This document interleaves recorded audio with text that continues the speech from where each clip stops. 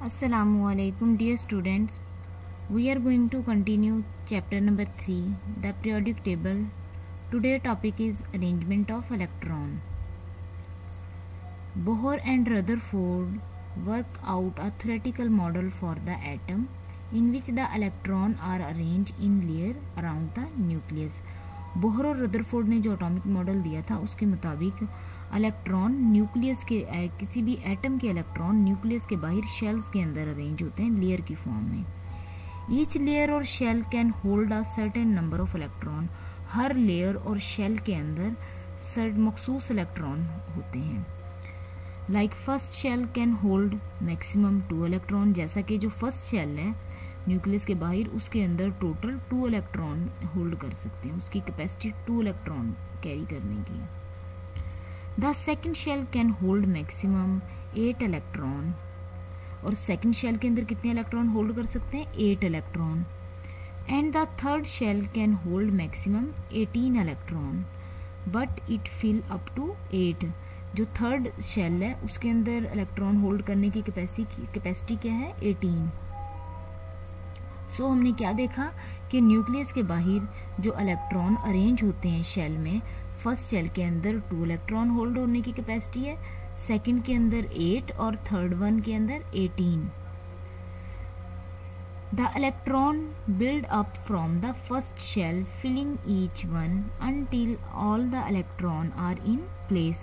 जब हम electron fill करते हैं शेल के अंदर तो हम फर्स्ट शेल से शुरू करते हैं. पहले फर्स्ट शेल में इलेक्ट्रॉन पुट करते हैं, फिर सेकंड में और फिर थर्ड में.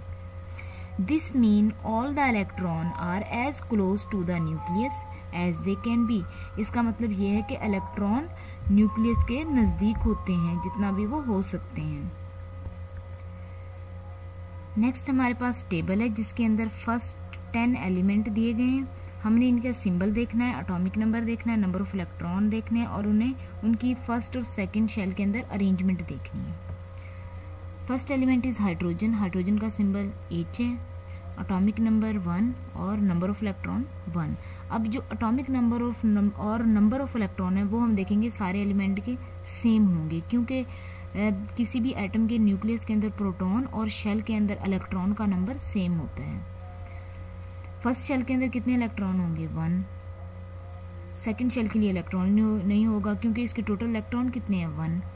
सेकंड देखें हीलियम. हीलियम का सिंबल He और इसका एटॉमिक नंबर 2 और नंबर ऑफ इलेक्ट्रॉन भी 2. फर्स्ट शेल के अंदर कितने इलेक्ट्रॉन होल्ड करेंगे? 2. बस आगे फिल हो जाएंगे क्योंकि इसकी कैपेसिटी भी 2 है और हीलियम के इलेक्ट्रॉन भी टोटल 2 हैं. लिथियम देखें, लिथियम के 3 एटॉमिक नंबर है, 3 इलेक्ट्रॉन है.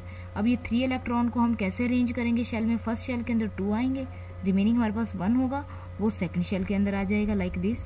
फर्स्ट में 2 और सेकंड में 1. इस तरह से ये सारे इलेक्ट्रॉन आपने फिल करने हैं शेल के अंदर, इनकी अरेंजमेंट देखनी है. हम लास्ट वन देखते हैं. लास्ट वन हमारे पास एलिमेंट है नियोन. नियोन का सिंबल है Ne. इसका एटॉमिक नंबर 10 है, नंबर ऑफ इलेक्ट्रॉन भी 10 है.